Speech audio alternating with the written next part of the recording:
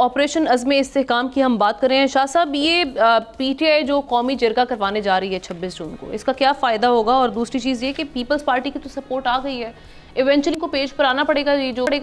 ایک کہا جا رہا ہے نیشنل ایکشن پلان کے تحت یہ آپریشنز کی جا رہے ہیں۔ اور دوسرا یہ بھی ایڈریس کر دیجیے گا، آپ کیا سمجھتے ہیں اس کا دائرہ کار وسیع کرنا چاہیے، ملک بھر میں ہونا چاہیے؟ دیکھیں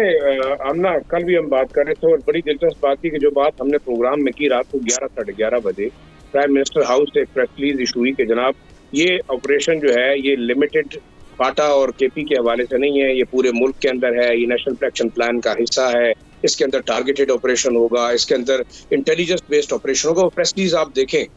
جو بات ہم کر رہے تھے اپنے 7 بجے کے پروگرام میں، کل وہ بات رات کو 11 بجے حکومت کہہ رہی تھی۔ تو ہم جیسے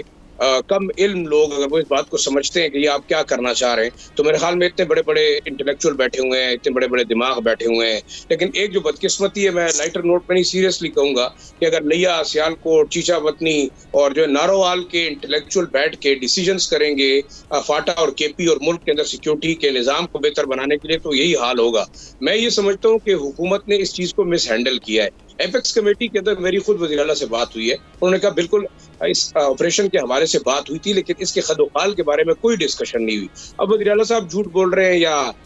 ایپیکس کمیٹی کے بعد جو اسٹیٹمنٹ ایشو اس میں بھی کوئی ایسی بات نہیں گئی۔ دوسری مجھے یہ بتائیں نیا کیا ہے؟ انٹیلیجنس بیسڈ آپریشن آلریڈی ضرب از کے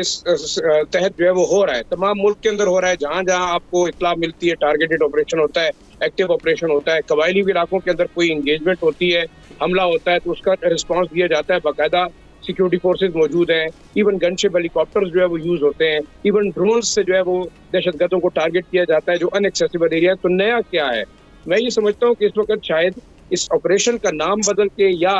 اس کو کنٹینیو کرنے کے لیے جو نام دیے گئے وہ شاید کنفیوژن پیدا کر رہا ہے۔ دوسرا میں یہ سمجھتا ہوں کہ دیکھیں بار بار میں کل بھی کہہ رہا تھا کہ قبائلی علاقوں کے اندر یا خیبر پختونخوا یا بلوچستان کے اندر آپ کے پاس کوئی ایسے نو گو ایریاز نہیں ہے جہاں پہ آپ جا کے ایک بڑی فوج لے کے جائیں گے یا ٹینک موبلائز کریں گے یا پورے بٹالین موو کریں گے۔ اگر وہاں پہ جو جنگ ہو رہی ہے وہ ہے آپ کی وہاں ہٹ اینڈ رن والی وار ہے، آپ کے خلاف ایک گوریلا وارفیئر ہو رہی ہے جو کہ اکراس دا بارڈر موبلائز ہو رہی ہے، جس کے لوکل فیکٹرز ہیں، جس کے انٹرنیشنل فیکٹرز ہیں۔ لوکل فیکٹرز میں بے شک آپ کی ٹی ٹی پی ہے یا جو لوکل ایکسٹریمسٹ ٹینڈنسیز والے گروپس ہیں وہ حکومت کے خلاف چاہتے ہیں کہ وہ بھی پاکستان کے اندر شاید اسلامی نظام لائیں گے اور وہ ایک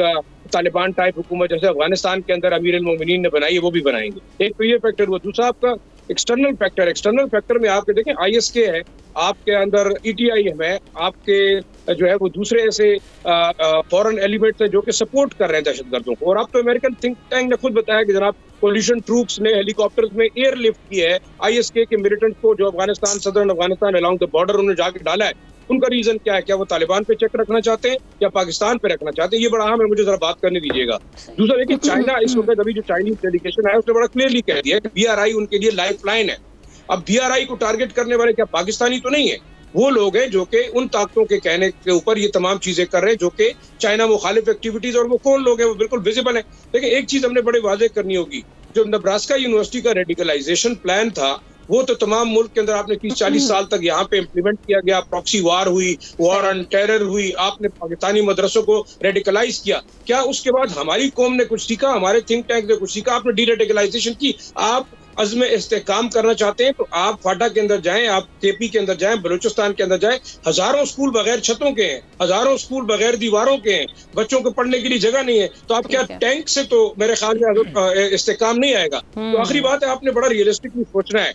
آپ فاٹا کی بات کرتے ہیں، کے پی کی بات کرتے ہیں، بے شک اگر تحریک انصاف سیاست کرنا چاہتی ہے، ظاہری بات ہے کہ کے پی اس کا اسٹرانگ ہولڈ ہے۔ میں یہ سمجھتا ہوں اس اوپر کسی قسم کی سیاست کی ایک بار پھر ضرورت نہیں ہے، نہ یہ آپریشن اس قسم کا ماسو آپریشن ہے جس کے اوپر پیپلز پارٹی، تحریک انصاف یا خواجہ آصف صاحب جو پولیٹیکل پوائنٹ سکورنگ کریں۔ بالکل واضح میرا خیال نیشنل ایکشن پلان، اگر اس وقت نیشنل ایکشن پلان کے 21 نکات پہ عمل ہوتا تو آج آپ کو یہ لا اینڈ آرڈر کا ایشو نہ پیش آنا پڑتا۔ اور تیسرا آپ نے امپورٹنٹ یہ کہ انٹرنیشنل کمیونٹی کو باور کرانا ہے کہ آپ پیسے لے کے آ رہے ہیں، یو اے ای پیسے لے کے آ رہا ہے، سعودی عربیہ لے کے آ رہا ہے، اور اگر چائنا لے کے آ رہے ہیں تو آپ ان کو سیکیورٹی دیں گے، اور سیکیورٹی کے لیے آپ کو انٹرنیشنل آپریٹرز کو بھی آن بورڈ لینا ہے۔ میرے خیال میں پاکستان کے اندر صرف آپریشن کرنے سے یہ معاملہ بہت مشکل ہے کہ حل ہوگا۔ سبسکرائب کریں اور بیل دبائیں تاکہ کوئی خبر رہ نہ جائے۔